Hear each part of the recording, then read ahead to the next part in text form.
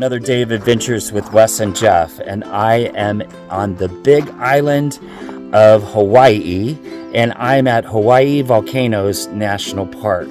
Stick with me today, and I will show you the things to see and do here at this interesting park.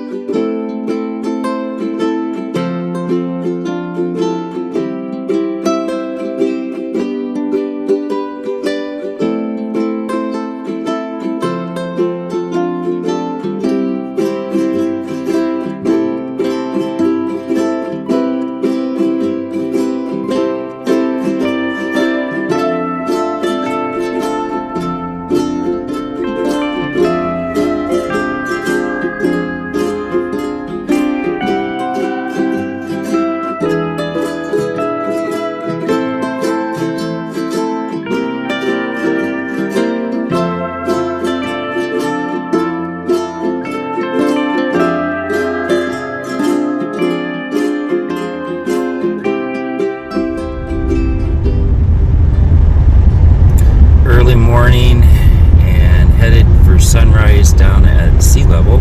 So you have to go from 4,000 feet up at the Kilauea Crater and Volcano Village all the way down to sea level, down to the arch where the lava hits the ocean. It's at sunrise and I am making my way down to the sea level portion of Hawaii Volcanoes National Park, and this is one of the pull-offs here, and it is a really pretty view looking out over onto the Pacific Ocean. I'm the only one here. It's around 60 degrees this morning. Just really pretty.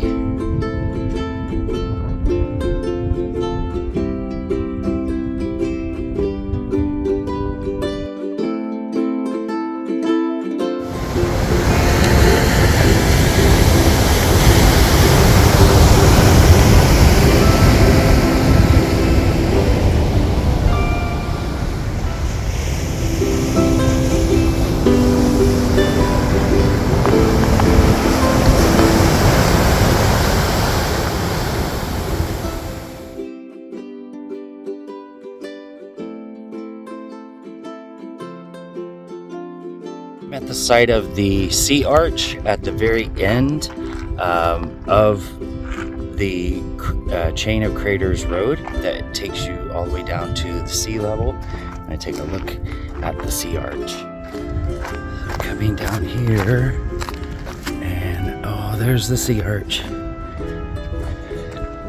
Ever-changing coastline. This is all created by lava. And that's the sea arch right there.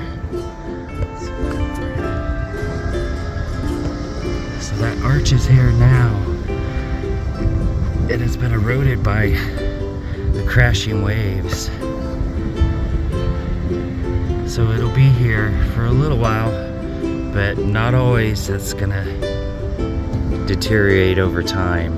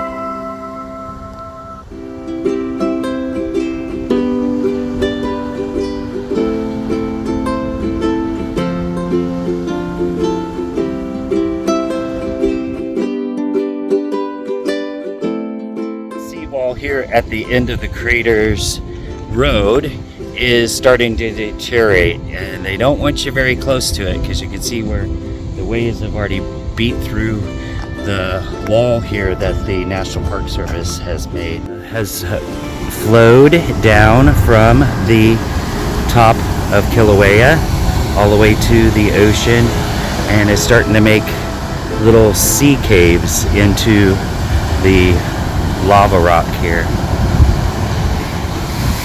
It's really pretty.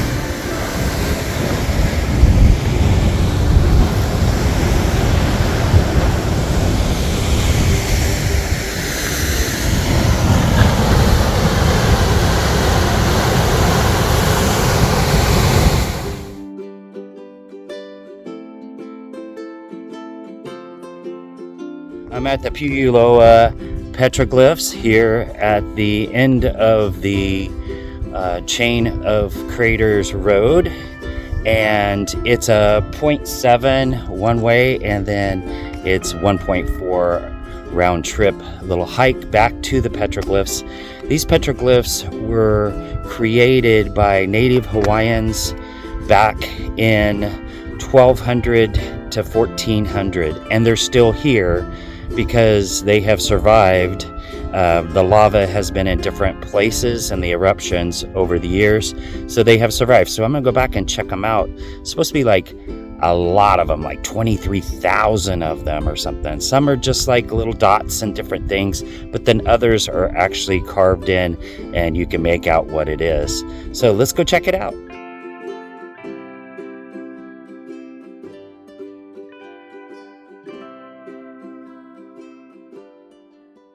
Here along the petroglyphs trail, the 0.7, highly recommend that you wear hiking boots with a good rubber sole on them.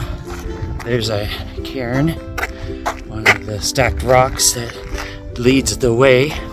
But you wear good protective shoes because that pumice and what the lava has left behind is very sharp, and it can cut into your shoe if you don't have good hiking boots on. And the other thing is make sure that you wear sunscreen. I put sunscreen on just now. It's getting to be and hike early.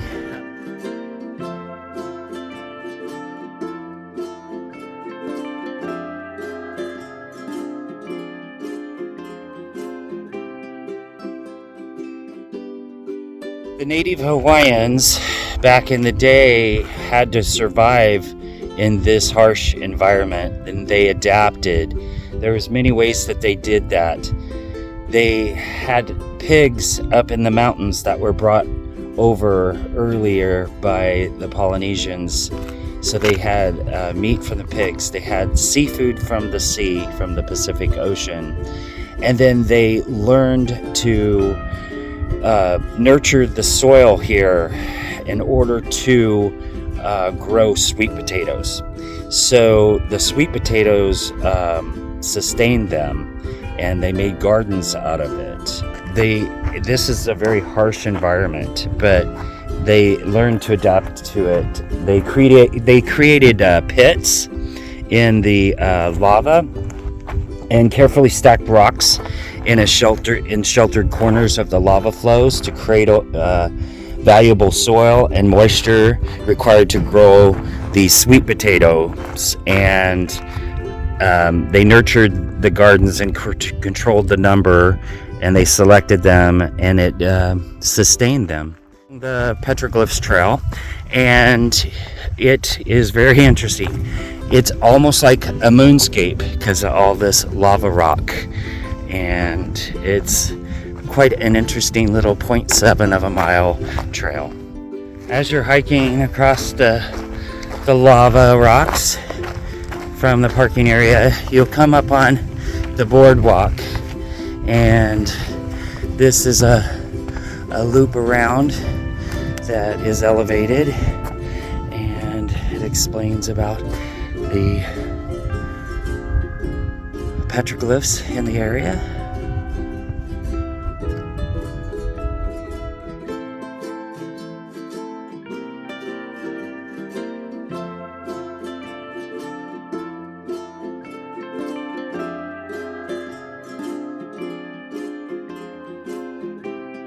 So the ancient Hawaiian culture lacked a written language.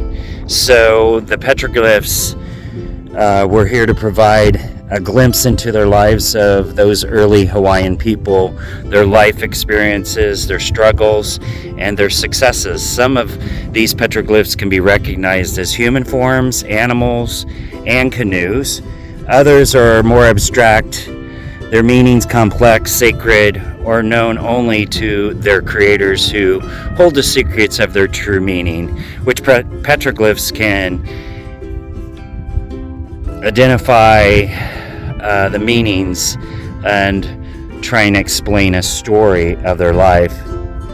So they used tools such as rocks in the early times, and then they developed more elaborate tools like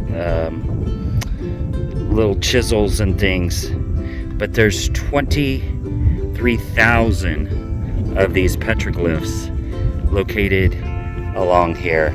So as I walk along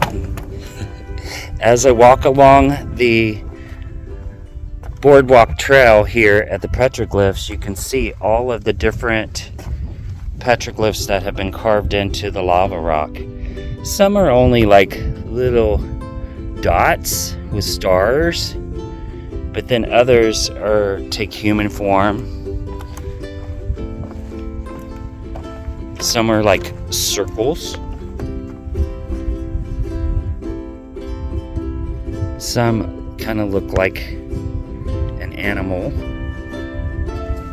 So they tell the story, but all of them are carved in these rocks here around the boardwalk that the National Park Service has put in.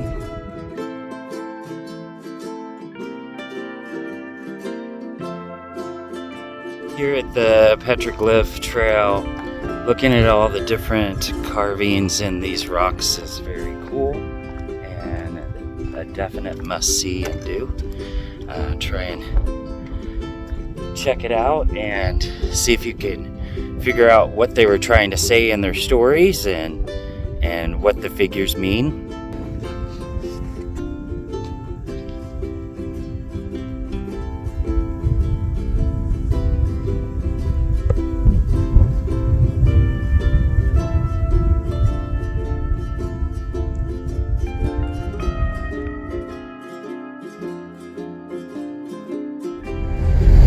So driving on the Chain of Craters Road, it descends down 4,000 feet down to sea level, and you drive through the lava fields, and the Pacific Ocean is right down there.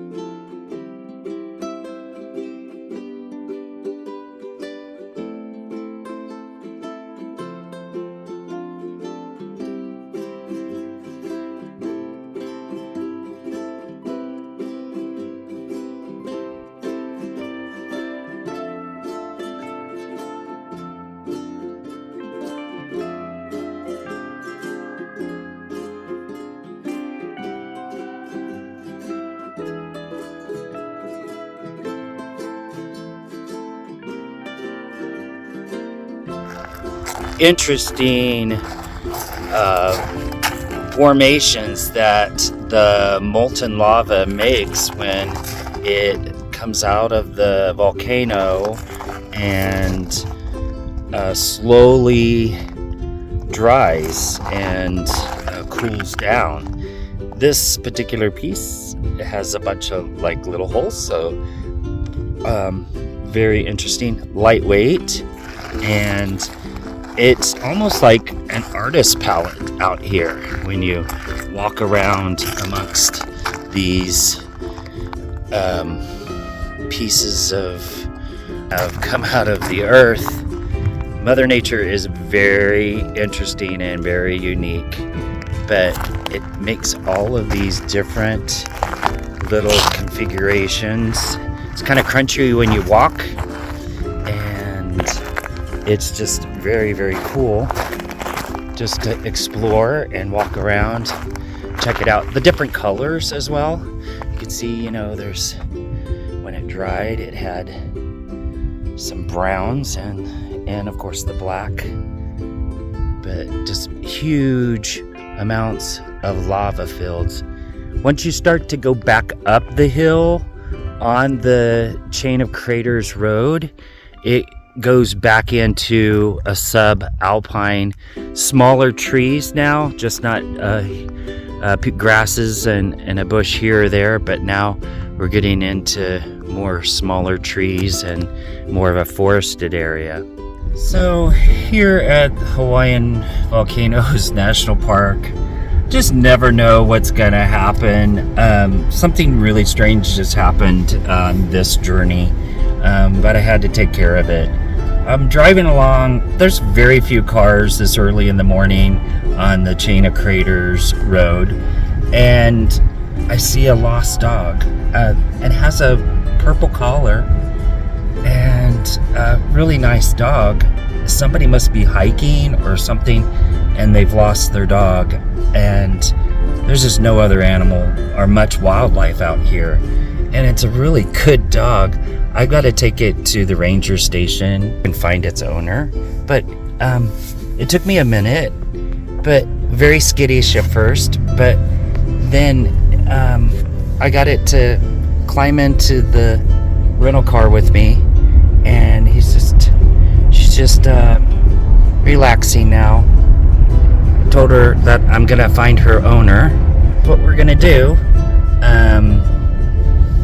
you never know what the day's gonna bring when you are on these adventures to these national parks, but somebody is missing their dog, and I have to take a little break from the adventure and get this pup up to the ranger station or the visitor center so we can get some help and see if we can find the owner. It's important to have a big heart, and Jeff and I both have had animals throughout our lifetime. I grew up on a farm with lots of animals, and we treat them like they are family.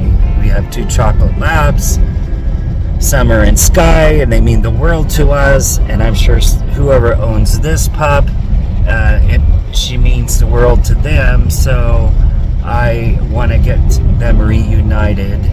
And so I encourage you, if this ever happens to you, to take a break in your day and whatever you are doing and help do whatever you can do to help find the owner. So I was able to get the lost pup here over to the backcountry office and found a really nice ranger here at Hawaii Volcanoes National Park to help me find this owner of this pup.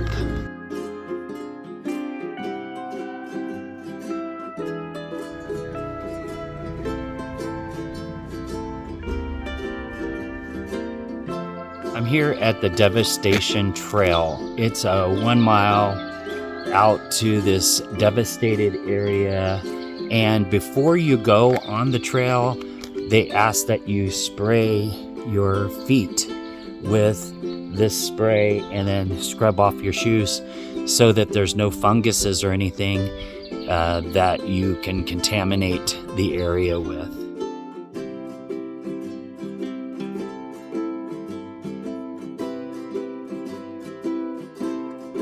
So I'm hiking along the Devastation Trail, which is a 1 mile round trip, and it starts off a little forested area, but then it quickly turns into this gravel-like pumice that and it just opens up into this big open terrain with hardly any vegetation at all.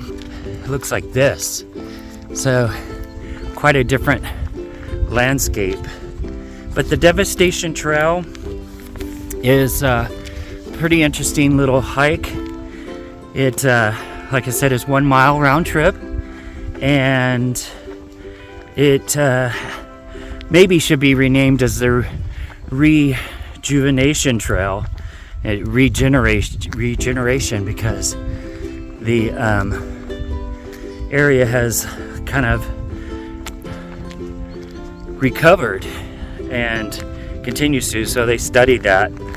But the mile it covers is fascinating. It's one of the most photographed areas in the park, and it leads across a field of devastation by a tremendous eruption from Kilauea Crater. And this area was once a forest that was deluded of its limbs, and it just looks vast.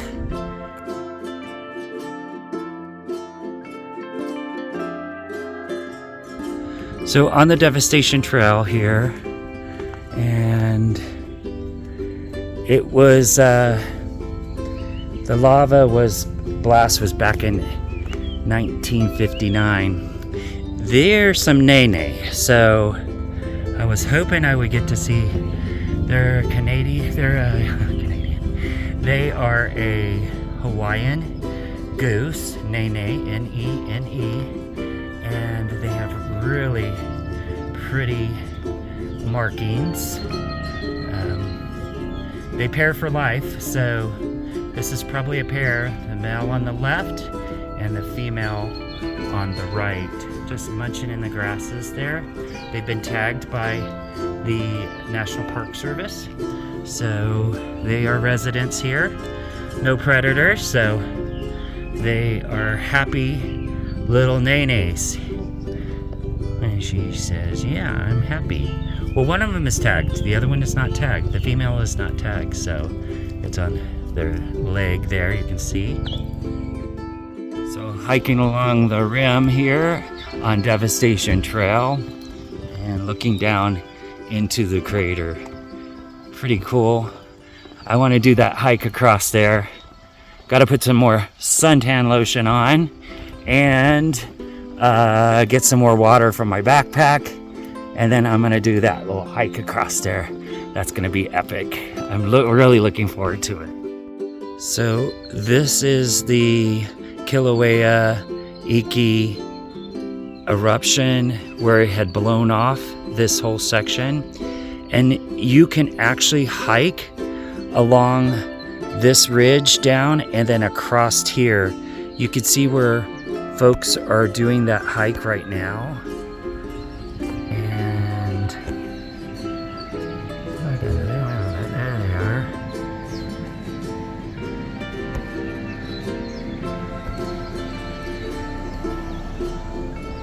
And then we got some people down here. They look like little bitty ants from way up here.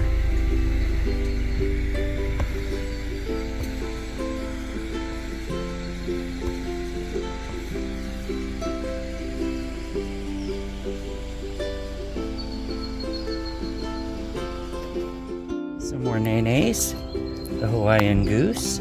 Hi there. How are you guys doing? So pretty. So look at the markings on these guys. So pretty.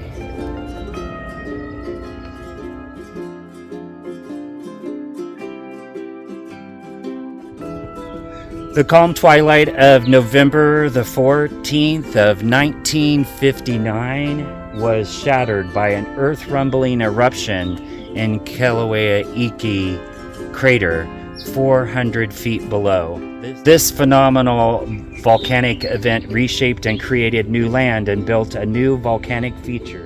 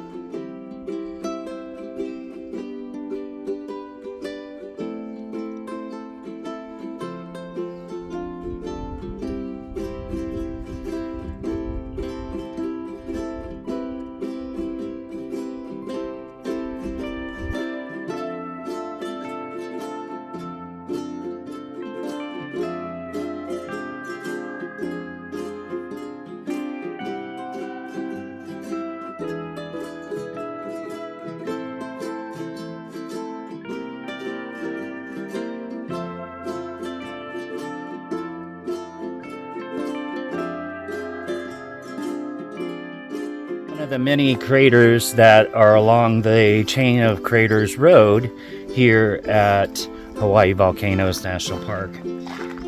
This one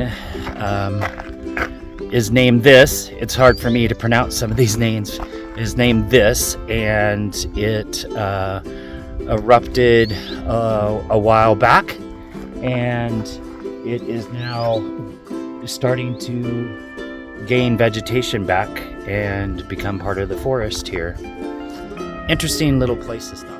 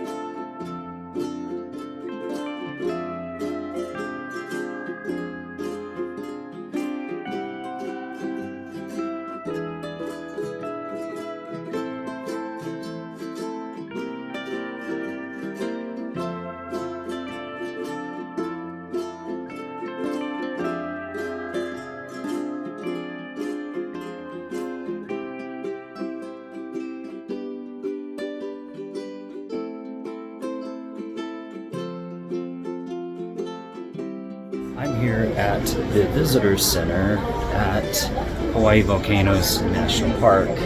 It's a nice little visitor center with a movie as well as information on the park, different hikes and things you can do, the wildlife that is here, the nene, the wild pig, some of the different climates throughout the park, some of the wildlife. There's the nene, owl,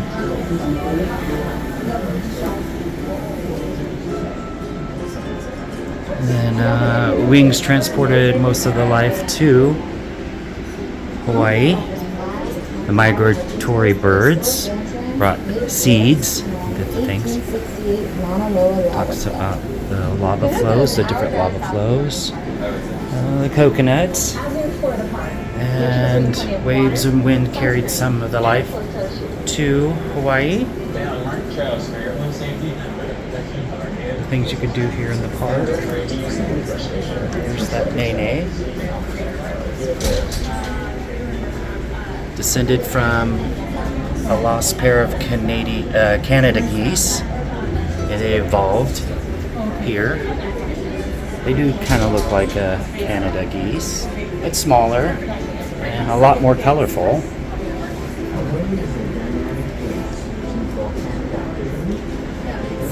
There's no eruption going on right now, but pretty interesting. The indigenous people of these lands, their connection to it. And there's a rainforest back here. Let's take a look at the rainforest. Ah, there's the rainforest. Now look at that. Oh, very tropical.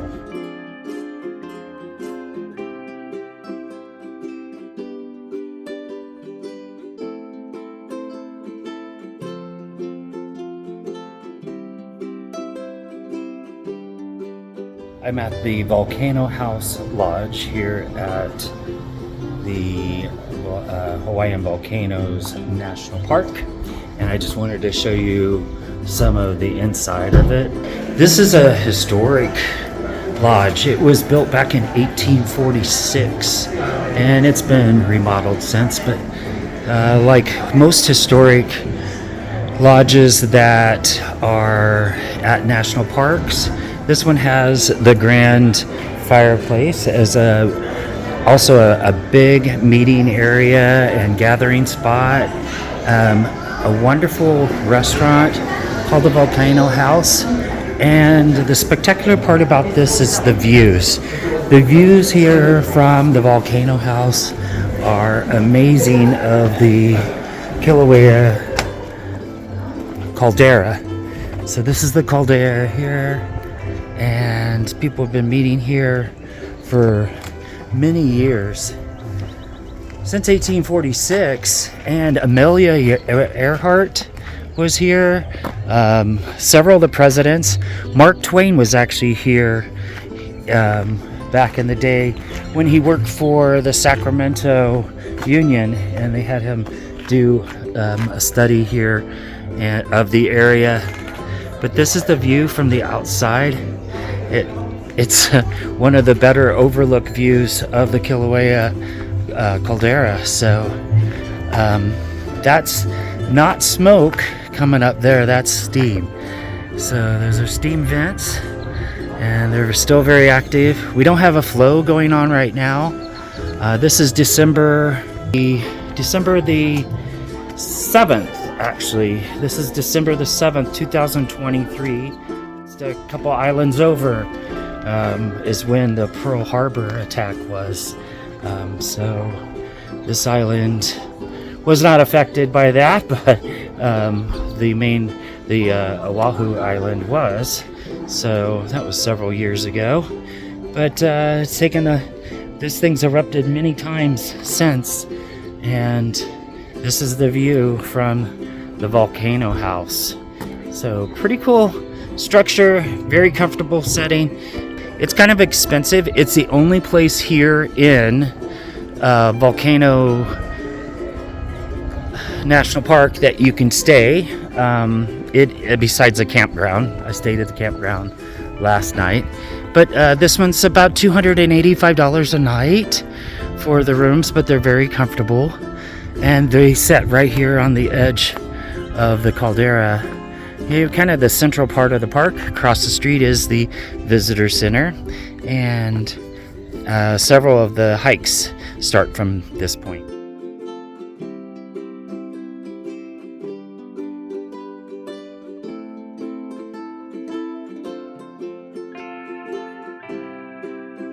At the Volcano House having lunch, and I'm having the Hawaiian fish and chips, and I have this view of the volcano, and it's pretty cool. This space is very famous because it's been around since 1846, and people come here. It's got a nice lodge. It's the only lodge in the park, as well as a great restaurant with excellent views.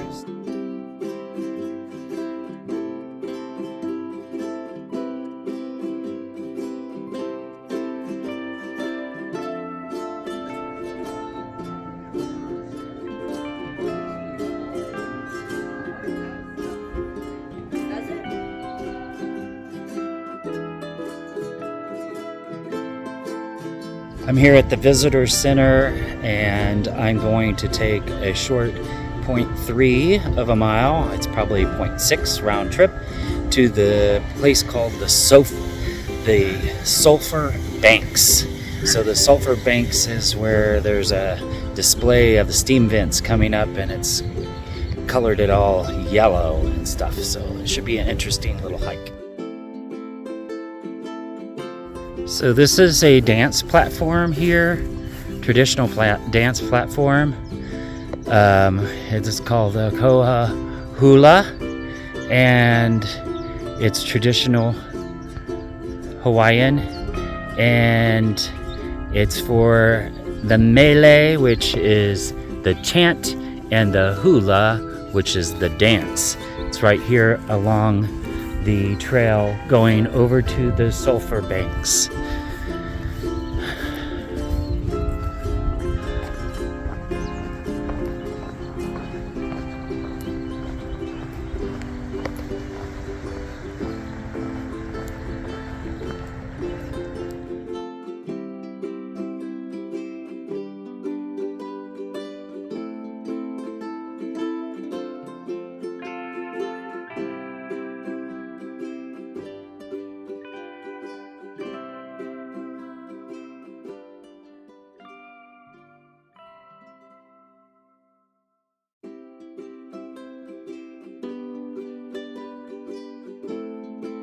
Over my left shoulder are the sulfur banks, and these are they're volcanic gases that rise to the surface that combine with groundwater to form sulfuric acid and hydrofluoric acids, and these highly corrosive acids eat away at the rock, leaving steam-filled cavities and cracks hidden beneath dangerously thin ashes of crust. So they have this nice little boardwalk along here. You can see the steam rising along the edge there, and it smells like rotten eggs, of course, but this is they built this boardwalk so that you can enjoy it and not have the danger of falling through into the acid and burning yourself, as long as you pay attention. And these are the banks here, the rocks that were formed by all of the sulfur crystals. The fumes emitted here include sulfur dioxide and hydrogen sulfide. These two gases react chemically to produce pure sulfur, a yellow material known to Hawaiians as the waste of Pele. So sulfur is deposited on these rocks, covering them with feathery crystals, while water vapor condenses them to steam. Kind of reminds me a little bit of the adventures at Yellowstone and Lassen Volcanic.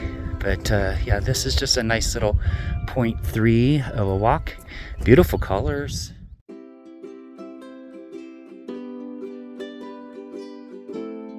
So given enough time, water can dissolve rock. Adding heat and acid to water speeds up the process. Here at Sulfur Banks, all three ingredients, heat, water, and acid, are plentiful. As hot water vapor and acidic gases rise to the surface, they cook the pre-existing rock. This reaction causes chemical and textural changes in the minerals that make up the rock. Scientists call this process hydrothermal alteration, derived from the Greek words for water, hydro, and heat, therm.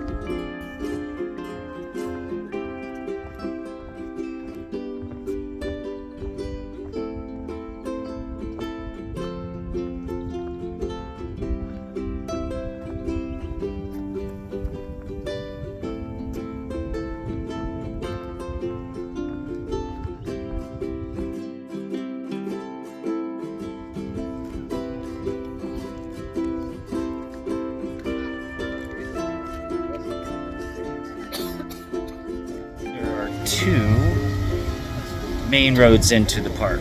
There's the chain of craters that goes down to the sea from 4,000 feet, and then there's the Crater Rim Road. And along the Crater Rim Road is the steam vents, and the steam vents are right beside the parking lot, and you get steam from these vents that come right up out of here. So pretty interesting. Concrete overed by the Park Service, but then you can see the steam, and you can feel the heat off of the steam coming down. And the rim is just on the other side of these trees here.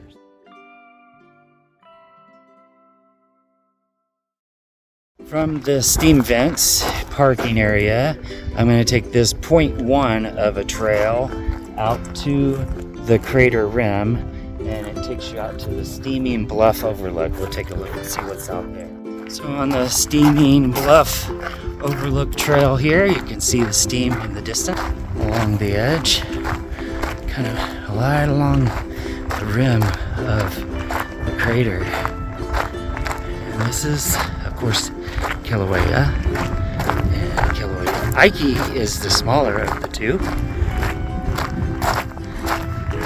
And so, unfortunately, that Jagger Museum that they're talking about there is closed because there was an eruption and the earthquake that damaged it.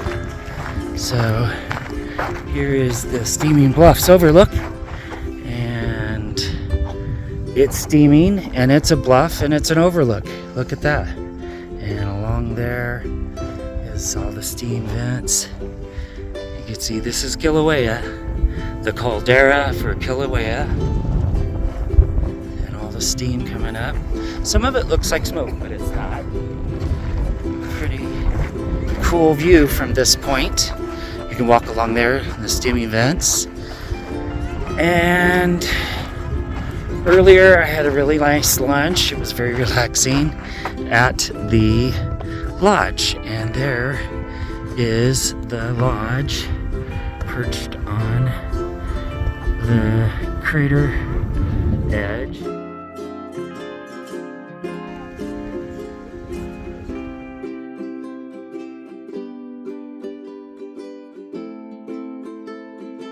I'm here at the Thurston Lava Tube. So this is a lava tube trail hike that goes into this lava tube under the ground, and only about 900 feet or so, and then back out. So you go in the same way that you came, but it's pretty interesting. The lava tube is where the lava flowed. Near their source, the large rivers of lava flowed in natural channels of their own creation. Fast central currents kept the core hot while the slower moving edges cooled and thickened. As the surface cools, the top of the flow crust over the sides, like the way ice freezes on a river.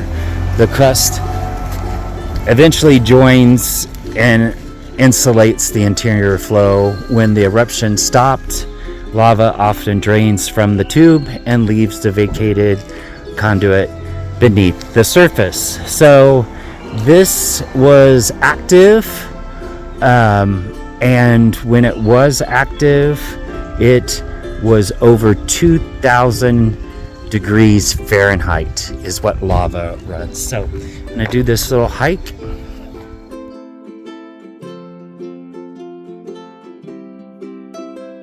So I'm heading through the rainforest here, down to the lava tube, the Thurston lava tube. Also has a Hawaiian name, I'll post that. And I'll give you the history behind the name Thurston, because he was one of the first folks that came, one of the first Europeans that came over to the islands, and so it has a long history here, so therefore the name Thurston Lava Tube.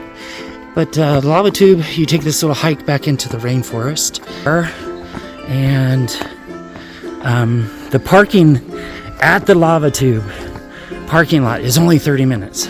Move fairly quick, but there's another parking lot up a little higher, but this is the entrance to the tube. This is really cool. We were here with Jeff's parents about 15 years ago. We took a picture right here, and so I'll post that one. But beautiful. This goes back into the tube. They have it lit inside the tube. This was all formed by lava. They have it lit from 8 a.m. to 8 p.m. Then it's still open. It's dripping water, but it's still open after that time, so that people can experience it in the dark. But you got to bring your own flashlight, so you have to keep that in mind. But it's completely black in here, and it is round. It's amazing that this was formed. But got to watch those puddles here and there. So this is the lava tube. Very cool. It's dripping because the water does seep through. It is shorter in some areas. Jeff gets a little antsy inside of caves and tubes like this, so but it goes all the way through here like this, and there's larger cavern areas that got lit up so you can see. But it's totally cool. I thought you actually went in one way and had to turn around and come back, but this is the end. I think at one point you could go out this way, but it looks like they have it fenced off, so you can't actually go out a different way. But the tube does go out. Oh no, I can go out this way. That's pretty cool. So that is the Thurston lava tube. You can go out this way. I'm not sure. Looks like it continues that way, but really cool. I enjoyed the lava tube back then 15 years ago with Jeff and his parents, and I enjoyed my own personal little trip down into the tube and then back out. I'm at the Waldron Ledge Trail, which is along the Crater Rim Trail, and it's only 0.4 of a mile, and it leads out to the edge of the crater, and it's one of the best views over into the crater, as well as it is that Waldron Ledge was a damaged area in the 6.6 on the Richter scale earthquake that happened here back in 1983. So I'm going to do this short little hike and see what it has to offer. So I'm on the Crater Rim Trail. As you can see, there's a white line that goes down the middle. That used to be the road. It's closed now because of earthquake damage, and the Park Service has just made it into a trail. So this is the Crater Rim Trail. It's just a hiking trail now, and it goes out to the Waldron Ledge. So we'll check that out, see what the Waldron Ledge is all about.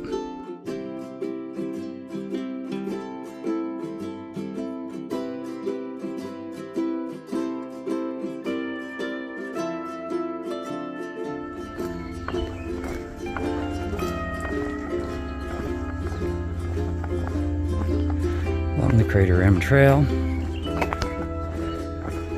Excellent view of the crater from this point.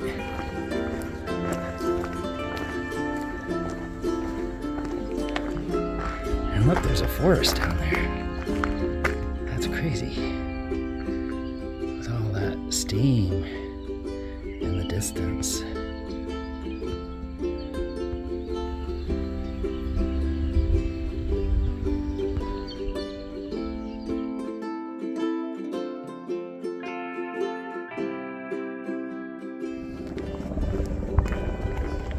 The Waldron Ledge. Ooh, and it's a drop off there. But it's a great view of the caldera. This is Kilauea. Look how flat it is, where the lava has filled up to that, made a lava lake. It's kind of hard to see with the sun, but steaming up still.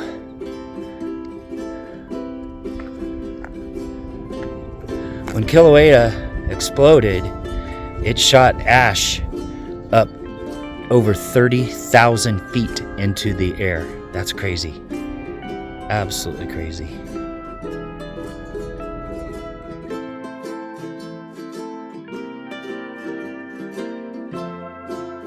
This is the Kilauea Hiking Trail, and it goes down into the crater, the smaller craters that are here. And so like I'm here at the Kilauea Hiking Trail, and we go the 0.5 here. It comes down to the Thurston lava tube.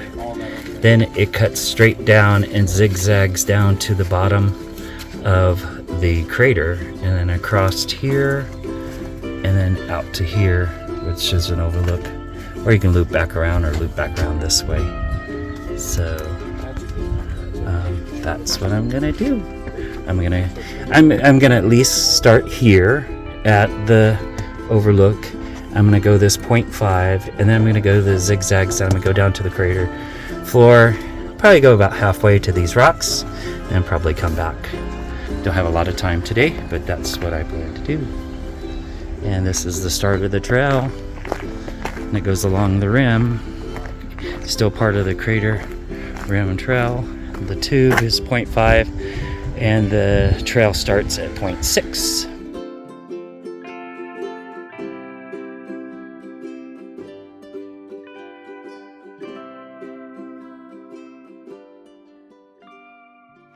Okay, I am on this trail down to the Kilauea Trail, down to the caldera, and I'm actually in tears right now because that dog that I found earlier today got reunited with her owner after 18 days of being missing. So I'm just elated that that dog was reunited with his owner, and that I played a little bit of part in getting her back to her owner after 18 days. So happy ending. I just got a text from the park ranger here at Hawaii Volcanoes, Jen, the wonderful park ranger, and she left. I gave her my phone number. I said I really want to know the status of how, if the owner's found. So she just sent me the text, and it was 10 o'clock this morning when I found the pup walking along the road with the purple collar, and it is now almost 5 o'clock, and she got reunited.